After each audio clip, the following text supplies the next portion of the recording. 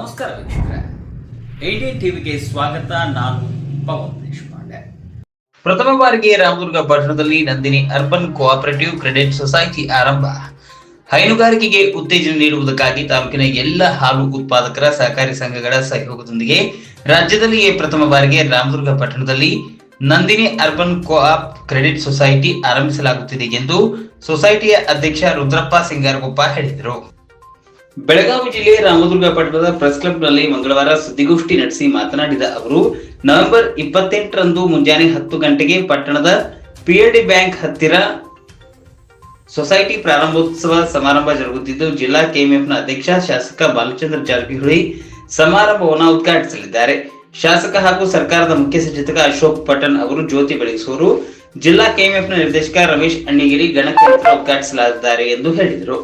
ರಾಮದುರ್ಗ ತಾಲೂಕಿನ ಹರ್ಲಾಪುರ ಢವಳೇಶ್ವರ ಮಠದ ರೇಣುಕಾ ಶಿವಯೋಗಿ ಶಿವಾಚಾರ್ಯ ಮಹಾಸ್ವಾಮೀಜಿಗಳು ಸಮಾರಂಭದ ಸಾನ್ನಿಧ್ಯವನ್ನು ವಹಿಸಲಿದ್ದು, ನಂದಿನಿ ಅರ್ಬನ್ ಸೊಸೈಟಿ ಅಧ್ಯಕ್ಷ ರುದ್ರಪ್ಪ ಸಿಂಗಾರಗೊಪ್ಪ ಅವರು ಅಧ್ಯಕ್ಷತೆಯಲ್ಲಿ ಜಿಲ್ಲಾ ಹಾಲು ಒಕ್ಕೂಟದ ನಿರ್ದೇಶಕ ಶಂಕರ್ ಇಟ್ನಾಳ್, ವ್ಯವಸ್ಥಾಪಕ ನಿರ್ದೇಶಕ ಶ್ರೀಕಾಂತ್ ವಿಎನ್, ಜಯಪ್ರಕಾಶ್ ಶಿಂದೆ, ಭೂ ನ್ಯಾಯ ಮಂಡಳಿ ಸದಸ್ಯ ಎಸ್ಎಂ ಸಿಂಗಾರಗೊಪ್ಪ, ತಹಶೀಲ್ದಾರ್ ಪ್ರಕಾಶ್ ಹೊಳೆಕೋಳ್ ಸೇರಿದಂತೆ ಗಣ್ಯರು ಹಾಗೂ ಸೊಸೈಟಿಯ ನಿರ್ದೇಶಕ ಮಂಡಳಿ ಸದಸ್ಯರು ಪಾಲ್ಗೊಳ್ಳಲಿದ್ದಾರೆ ಎಂದು ಹೇಳಿದರು.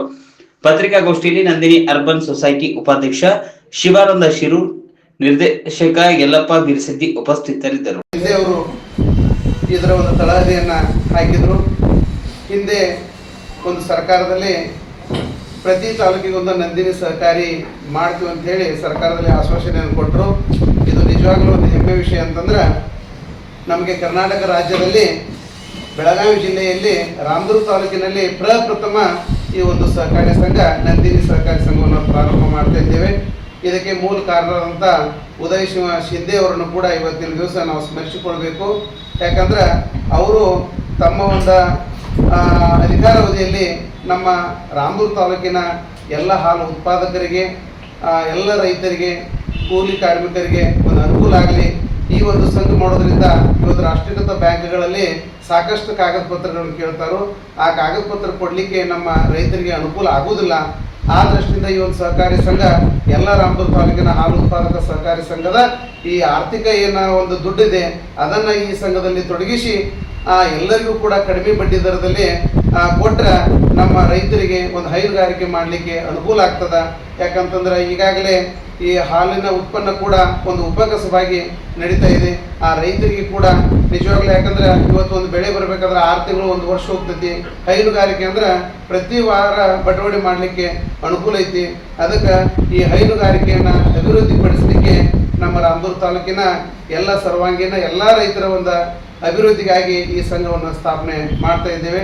2024 ಗುರುವಾರದಂದು ಈಗ ಹೇಳಿದಂಥ ನಮ್ಮ ನಂದಿನಿ ಬ್ಯಾಂಕಿನ ಅಧ್ಯಕ್ಷರಾದಂಥ ಸಿಂಗಾರಗೊಪ್ಪ ಅವರು ಹಾಗೂ ಉಪಾಧ್ಯಕ್ಷರಾದಂಥ ಶಿರೂರ್ ಅವರು ಹಾಗೂ ನಮ್ಮ ಸದಸ್ಯರಾದಂಥ ಘಟಕನೂರಿನ ಬೀರ್ ಸಿದ್ದೇಶ್ವರ ಅವರು ಎಲ್ಲರೂ ಕೂಡಿಕೊಂಡು ಈ ರೈತರಿಗೆ ಎಲ್ಲ ಒಳ್ಳೆಯದಾಗಲಿ ಅಂತೇಳಿ ಈ ಹೈನುಗಾರಿಕೆಯನ್ನು ಹೆಚ್ಚು ಮಾಡಲಿಕ್ಕೆ ಎಲ್ಲರೂ ಪಣತೊಟ್ಟು, ಅದರ ಮುಖ್ಯವಾಗಿ ಈಗ ಹೈನುಗಾರಿಕೆ ಅನ್ನೋದು ಉಪಕಸಬಾಗಿಬಿಟ್ಟೈತಿ. ಈಗೆಲ್ಲ ಸರ್ಕಾರ ಇದಕ್ಕೆ ಸಹಾಯಧನ ಕೊಡ್ತೈತಿ. ನಮ್ಮ ಬಾಲಚಂದ್ರ ಸಾವ್ಕಾರ ನೇತೃತ್ವದಲ್ಲಿ ಬೆಳಗಾವಿ ಹಾಲು ಒಕ್ಕೂಟ ಭಾಳ ಕರ್ನಾಟಕದಲ್ಲಿ 1 ನಂಬರ್ ಆಗೈತೆ ಅಂತ ಹೇಳಕ್ಕೆ ತಮ್ಮ ಮುಂದೆ ಇಚ್ಛೆ ಪಡ್ತೀನಿ. ಯಾಕಂದ್ರೆ ಅವ್ರ ನೇತೃತ್ವದಲ್ಲಿ ಹೈನುಗಾರಿಕೆ ಹೆಚ್ಚು ಹೊತ್ತು ಕೊಡತ್ತಾರ, ಅತಿ ಹೆಚ್ಚು ಹಾಲು ಶೇಖರಣೆ ಮಾಡಲಿಕ್ಕೆ ಅವರು ಅವಕಾಶ ಮಾಡಿಕೊಡತ್ತಾರ. ಮೊದಲು ಒಂದು ದಿವಸಕ್ಕೆ 1.5 ಲಕ್ಷ ಲೀಟ್ರ್ ಬೆಳಗಾವಿ ಇದು ಕೊಡ್ತಿತ್ತು ಒಕ್ಕೂಟಕ್ಕೆ. ಈಗ 2 ರಿಂದ 2,30,000 ತನಕ ಪ್ರತಿದಿನ ಹಾಲು ಶೇಖರಣೆ ಆಗ್ತೈತಿ ನಮ್ಮ ಬೆಳಗಾವಿ ಹಾಲು ಒಕ್ಕೂಟಕ್ಕೆ. ಈಗ ಅವ್ರದ್ದು 3 ಲಕ್ಷ ಪ್ರತಿದಿನ 3 ಲಕ್ಷ ಹಾಲು ಲೀಟ್ರ್ ಕೂಡಿಸುವ ಉದ್ದೇಶ ಈ ನಮ್ಮ ಅಧ್ಯಕ್ಷರಾಗೈತಿ. ಅದಕ್ಕೆ ನಮ್ಮ ಸ್ಥಳೀಯ ಶಾಸಕರು ಅದಕ್ಕೂ ಹೆಚ್ಚು ಒತ್ತು ಕೊಡಲಿಕ್ಕೆ ನಮಗೆಲ್ಲ ಹೇಳಿದ್ದಾರೆ. ಈ ರೀತಿಯಾಗಿ ನಾವು ಒಟ್ಟಿನಲ್ಲಿ ನಮ್ಮ ರಾಮದುರ್ಗ ತಾಲೂಕು ಈಗ ಬೆಳಗಾವಿ ಜಿಲ್ಲೆಯಲ್ಲಿ ಅತಿ ಗುಣಮಟ್ಟ ಹಾಲು ಹೋಗುವುದಂದ್ರೆ ರಾಮದುರ್ಗ ತಾಲೂಕು. ಪ್ರತಿ ನಮ್ಮ 14 ತಾಲೂಕುಗಳ ಒಕ್ಕೂಟದಿಂದ ಹಾಲು ಬರ್ತದೆ. ಅಲ್ಲಿ ರಾಮದುರ್ಗ ತಾಲೂಕಿಗಿಂತ ಅತಿ ಹೆಚ್ಚು ಗುಣಮಟ್ಟದ ಶೇಖರಣೆ ಹಾಲು ನಮ್ಮ ಬೆಳಗಾವಿ ಒಕ್ಕೂಟಕ್ಕೆ ಹೋಗೈತಿ.